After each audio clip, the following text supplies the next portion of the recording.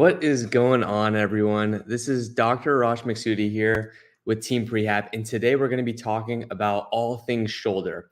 So the scapula, the glenohumeral joint, rotator cuff muscles, anything that has to do with the shoulder, we're going to talk about today. It's probably my favorite region of the body, largely because of its complexity, and a lot of the regions and parts of it are oftentimes misunderstood. So I'm happy to dive into it. But before I do, comment below which area you are tuning in from. Are you from the US? What part of the US? Are you international? And if you are, comment below where you are tuning in from. Would love to hear. Once that is going through, I'll go ahead and start answering or talking about the shoulder. And I've defined it. For me, I have to compartmentalize the different regions of it. And I've put it into 5 different buckets for today's conversation about the shoulder. And I'm happy to dive. Okay, here we go. Here are all the comments. Oh, nice. Della from the Bay Area, Chris from Brazil. What's going on? Brazil, Puerto Rico, Washington State. Awesome. UK. Wow, a lot of international folks here. Pennsylvania. Amazing. Canada, Sweden, more international people than British Columbia. Awesome. That's great to see. And then I'm curious, for those that are here, because the topic is shoulder, is there a certain shoulder issue that you've been dealing with? If so, comment below what issue that is or what issue you think that may be. And if you're not sure, just you can say general shoulder pain. And if you're a professional and maybe you're just looking to learn more about the shoulder, you can comment below what profession you are in. And then that'll be my last question. Then from there, I'll go into start talking about all things shoulder and the way that I look at rehabbing and prehabbing shoulders, so that way you make sure that you're pain-free for a lifetime. Athletic trainer, awesome. Rotator cuff. Yeah, rotator cuff issues are very common. Rotator cuff tear as well. Okay. Yeah, and there are some tests to kind of rule in, rule out soft tissue injuries and figure out if it's more like bicep tendon, Verna, you have a bicep tendon issue, tight left shoulder, going down the middle of the back. Okay. Yeah, Dean, we'll touch on that towards the end. I will take questions after I go through a general overview of the shoulder. That way we can kind of dive into a couple of these cases that you guys are talking about here. C5, C6 herniation. Yeah, the neck and the shoulder are closely related. That's why the neck, mid back, and shoulder are kind of, you can't comprehensively address the shoulder without looking at that thoracic spine. Shoulder pain when bench pressing. Okay. All very common issues. And I think that going through this 5 categorization system will help with a lot of the issues that you guys are talking about here. But let me just take a step back and talk about the shoulder anatomically. So the shoulder is this really, really big ball on a small T. That's why there is so much mobility of the shoulder when you look at the shoulder compared to all these other regions of the body, like your elbow, wrist, your knee, hips, foot and ankle. I mean, your hip is a pretty mobile joint as well, but nothing is close to as mobile as the hip or as the shoulder. The shoulder is very unstable because of this. And so when there's a lot of mobility, you need a lot of that strength and stability to match it. If not, injuries may happen. And most people have fairly mobile joint, even though they may feel like there's stiffness or tightness. Oftentimes these stiff feelings or tight feelings are secondary to a lack of strength and stability.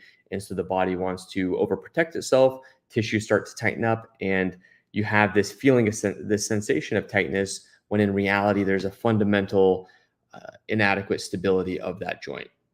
So it's a very complicated joint for that reason. And the way I'm going to break down the shoulder is actually looking from proximal and then moving towards distal. So like closer to the midline, and then we'll move out towards the shoulder. So 5 different buckets I'm going to go through. I'll name them and then go into each one in more depth. The first is the lumbopelvic region, like the low back area. The second is thoracic spine mobility, mid back mobility.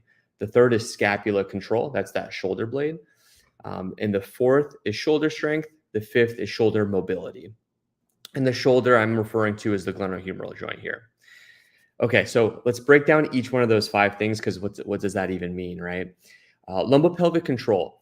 When you're raising your arm overhead and you don't have appropriate mobility, what's going to happen is a lot of compensation may happen at the lower back. So someone may be reaching overhead or playing a certain sport and moving a lot from the lower back, when in reality they should be moving more from the mid back and the shoulder.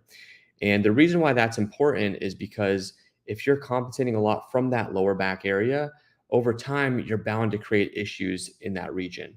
So making sure you have good low lumbopelvic control, low back control as you're moving your mid back and shoulder is step 1, or bucket 1. The second bucket will be thoracic spine mobility. Try this with me.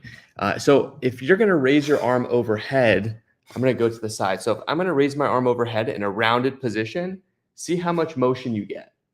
Just try that. Now, just simply extend your back, get up in this tall position. Now raise your arm overhead.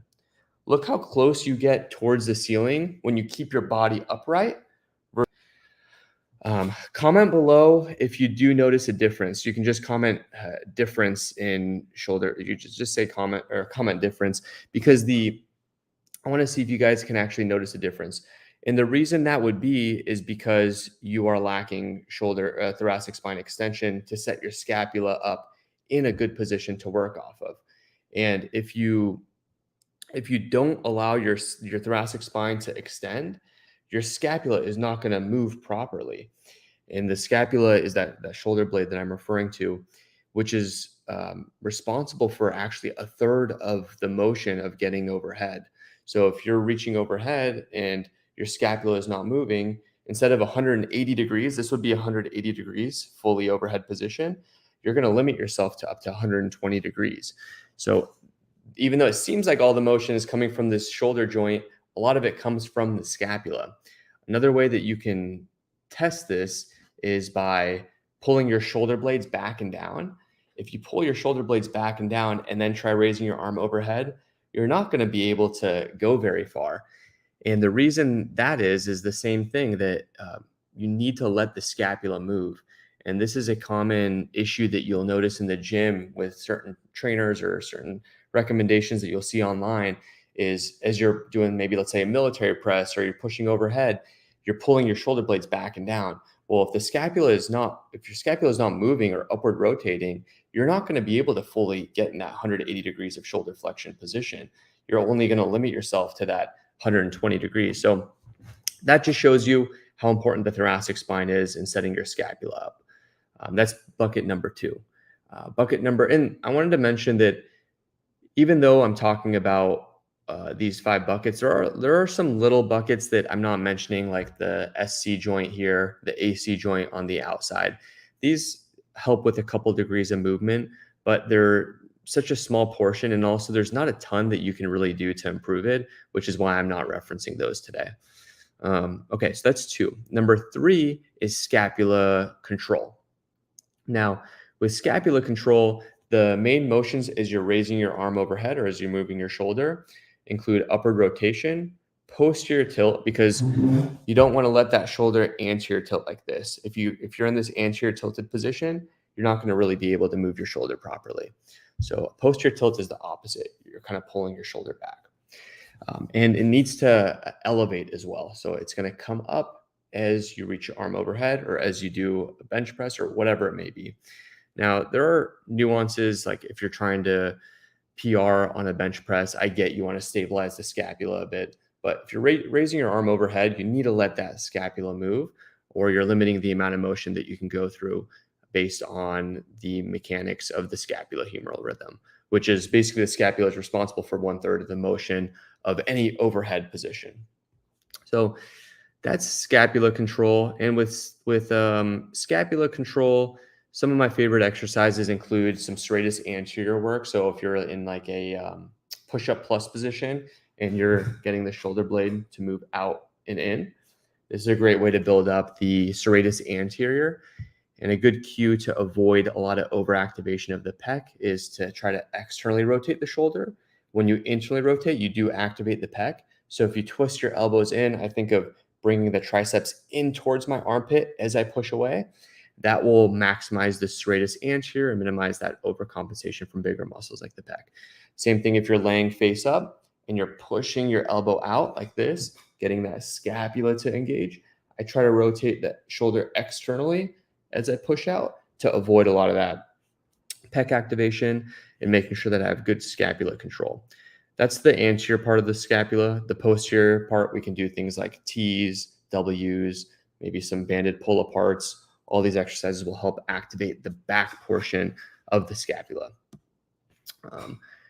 There's a question here about unstable scapula. The interesting thing about the scapula is it's not like a lot of other joints. The scapula is a free floating bone. So based on the muscle pull, you can have the scapula be positioned in all different types of static or dynamic positions. That's why it's so important to make sure that the scapula is strong and stable, because that's the base for your shoulder to move off of. The analogy I like to give is think about two scenarios. One scenario is you're walking across the room on a bunch of Bosu balls or foam pads, something unstable. So you're going to work really hard to make sure that you can get across the room without falling. The scenario number two is you're walking on a very strong, stable surface, like a wooden floor, and you don't have to think about falling over as much because the floor is not going to have any give. It's stiff. And that's what you want with your scapula. You want your scapula to be strong and stable. That way, when you're using your shoulder, you don't have to work so hard to work off of an unstable joint. And there's this idea of proximal stability promotes distal mobility. The meaning behind that is if you're strong and stable proximally, like your shoulder blade is the base for your shoulder to work off of, then your shoulder will move a lot more freely and less restricted.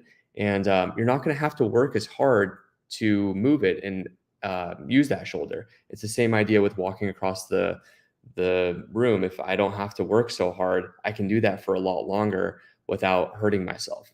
That's why scapular stability and strength is so important. Okay. Then goes into shoulder mobility. This is not as much of a immediate problem. Like this is usually secondary to issues down the line because it's already such an unstable joint. When people have all the stiffness, typically in like the lats, the post cuff, this is oftentimes because of weakness initially, which the body is protecting itself from. So you can do stretches like a child's pose against the wall. Cross body stretches is a great one to open up the back of the shoulder. If you're limited in internal rotation, something like a hand behind back, maybe an external rotation stretch with a dowel to pull your shoulder into this or externally rotated position. All these things will help out based on where your limitation lies.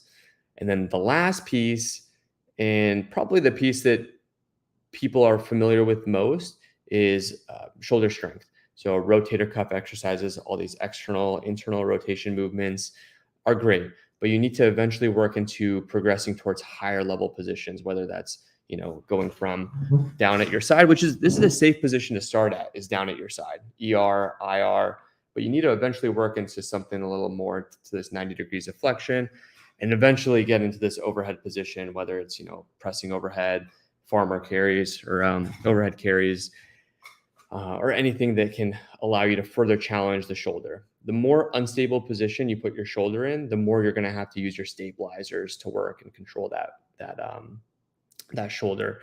So that's, from a big picture perspective, the 5 different buckets. And of course, everyone's different in terms of where they're at. And I didn't really go over the thoracic spine mobility, but the 2 motions that you need to really be focused on with the thoracic spine include extension, which we talked about how flexion is going to limit you, and then rotation. So the rotation piece is like if you're hitting a tennis ball and you're not moving at the mid back, you're going to move a lot from the shoulder. And if you overuse the shoulder over time, it's inevitable that there's going to be an overuse injury that happens there, whether it's anterior shoulder pain that's very common, or you get some rotator cuff issues because you're working a lot harder than you need to. Okay, so those are the general buckets that I wanted to touch on, and I definitely want to answer some questions as well. But before that, There is a free guide that we have as a thank you for hopping on this live. What we want to do is give it to anyone that comments guide or a gift. Are we doing gift or guide? Let's do guide. If you comment guide below, we will follow up this live with a free ebook. This is a full body prehab ebook that we created. It takes the best movements that we found for injury prevention and puts it all into one place. We talk about stability, mobility, some proprioceptive work to make sure the balance is good. We talked about the straightest anterior today a little bit, but there's a great section on the straightest anterior and why that is so important as well. So if you're here, it's a no-brainer. Just type guide, and we'll follow up with you regarding this ebook. And yeah, and let us know if you have questions on that ebook as you go through it. Okay, now let's. I see some questions here. Let's dive into some questions. Why would one shoulder be lower than the other? This is a really good question, McKay. So oftentimes the dominant shoulder is a little bit lower. So for example, I'm right arm dominant, I'm right-handed. So my right shoulder is a little bit more depressed. There's some theories in terms of why this is. Maybe there's more soft tissue. I have more muscle mass on that side because I use it more and it's heavier. And because of that, it pulls the shoulder down. Regardless, it's not by itself that big of a deal. And you know, some people do try to work on elevating it. Like if you have some TOS type symptoms, you're getting all this pulling and stretching sensation in the neck, then yeah, we can work on trying to elevate it a little bit. But if you're just worried about it from an aesthetic standpoint, I wouldn't say by itself it's a big deal. There's no research to support that that's a concern. But let me know if there are symptoms secondary to that. I did physical therapy and strengthened the muscles so the pain went away, but I get neck pain from my shoulder weakness. Yes, this is a very common issue, and this is why we talked about these buckets, because you can't just work on shoulder rehab and assume that you're going to be pain-free indefinitely. That can help you with getting out of pain initially, but you need to comprehensively address the mid-back and that mid-scapular region, because that's really the base for your shoulder and the neck to work off of. So if maybe your rehab did not include that, if it did, let me know. But I would recommend addressing your shoulder comprehensively by looking at the shoulder blade, the thoracic spine as well, and that'll set your neck and your shoulder up for success. And this is why we have the shoulder rehab program in our app that progresses you through those movements. A lot of that actually does start at the shoulder, but we get very quickly into the mid back and the scapula, because that's the foundation for your shoulder to work off of.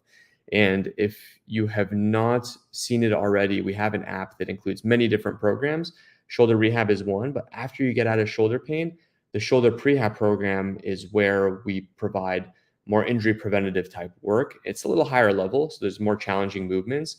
But let's say you've had a history of shoulder issues and you just know that you're afraid of getting into certain movements because it hurts you every time you try those. That's what the shoulder prehab program is for. It'll build up that foundation after getting out of pain. And Bess, if you have the video, let's go ahead and play the video of the app, so that way people can get an idea for what the app includes.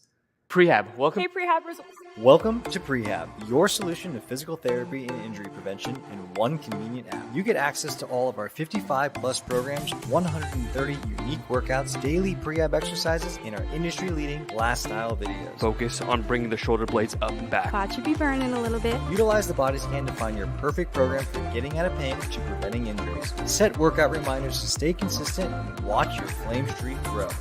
Designed by trusted doctors of physical therapy, take control of your health by downloading the app today.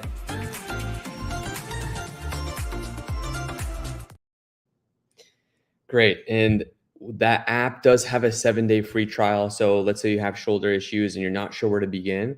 You can try that out for free. The first full week is 7 days. So you get to try that out, see how much it helps you. A lot of the stuff we start with is isometric movements, which will allow you to feel a little better, reduce that painful stimulus, and then it progresses you from there. So that's a bit on the app, but I want to get to your guys' questions now. So let's start going through these questions. How much does childhood scoliosis affect an unstable scapula? It definitely can. Unfortunately, if it's a structural issue, like the scoliosis is structural, meaning the bones are in that position, there's not much you can do about the scoliosis, but there is a lot that you can do about the unstable scapula. Let's say you are set up in a weird position, like your right side bends. Yeah, it's going to be harder for you, let's say compared to someone that doesn't have the scoliosis, to create a stable scapula, but that doesn't mean it's impossible. You just kind of have to work through your limitations and find ways that you can strengthen your scapula through that. I sleep on my side and lately have been waking up due to shoulder pain. How do I fix this other than stop sleeping on my side because that's really hard? Yeah, I hear you, Sarah. Typically, the hallmark sign of shoulder pain when you're sleeping on your side is rotator cuff irritation.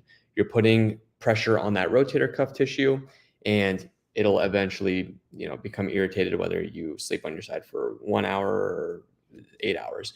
So, with that, what I would recommend is in the short term, you always want to try to avoid things that bother it. So if you can, maybe put a pillow underneath, put it in a more comfortable position. Even if you try sleeping on your side, that may give you a little more capacity to sleep on your side.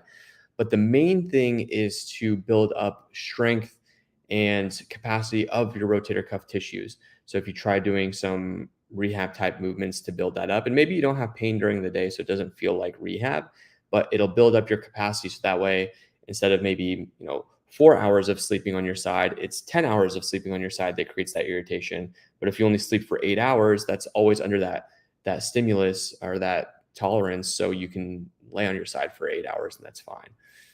Hopefully that helped clarify what you can be doing there.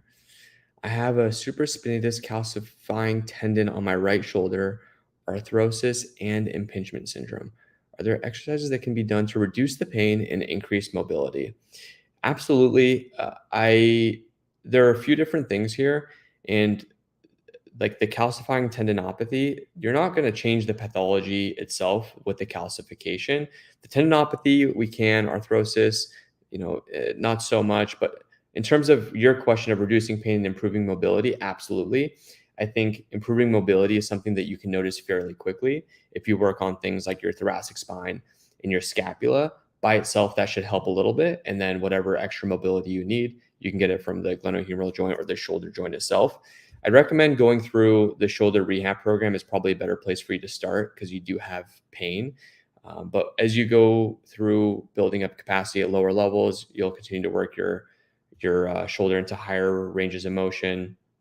And it's one of those things that, yeah, will build up strength at a low level, but we'll start to improve mobility at higher levels. And then we'll eventually build up strength at those higher levels and then work on mobility even in those further ranges of motion. So that's the progression of movements that we do in the rehab program. Sarah, I have shoulder pain now and I have limited mobility in full extending the arm. The pain is before I move it and at end range. What could this be? So I'm assuming you mean extension by like raising your arm. That's technically flexion, but I'm assuming that's where you get it because that's where you're describing it at end range. It could be two different things. I mean, it could be a lot of things, but usually that presentation falls into two buckets. One is you have a limitation in mobility and everything is pulling down and you're getting that pinching sensation at the top because you don't have adequate mobility to get in that position. Or the second is you do have adequate mobility, but you just don't have proper capacity of these tissues. And when you activate the tissues in that position, it just doesn't feel good and it's uncomfortable. In both situations, the easiest way to do that is comprehensively address the shoulder because that will make sure that not only you're going to get out of pain, but you're setting yourself up in a good position to stay out of pain. There's things like improving the scapular control, thoracic spine mobility, building up rotator cuff strength, all this stuff we've kind of talked about.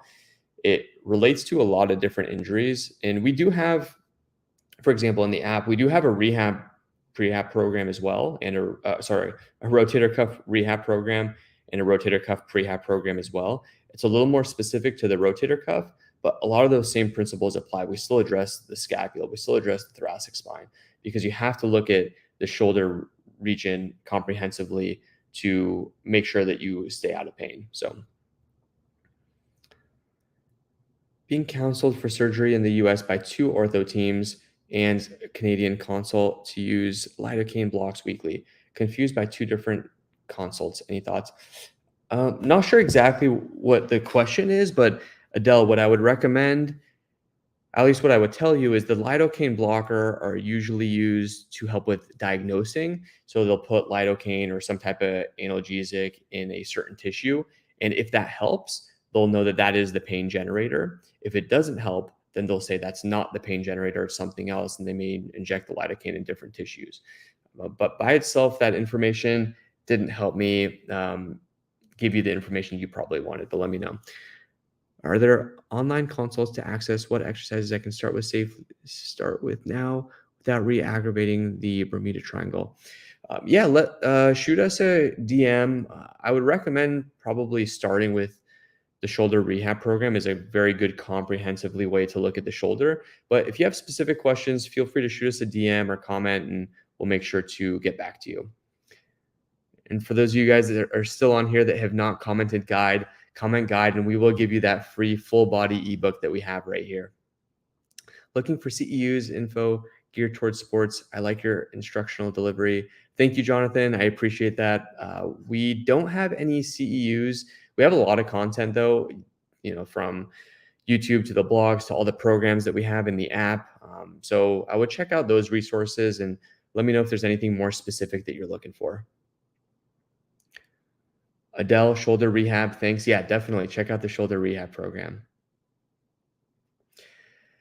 All right. If I did not get to your question, I'm sorry, but we will get to all questions at some point. So this live will be out we'll post it after this and make sure that we get to everybody.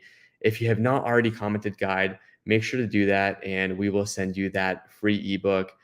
Thank you all for tuning in. And if there are more questions that you have later on, feel free to just shoot us a DM and we'll get back to you. All right, guys.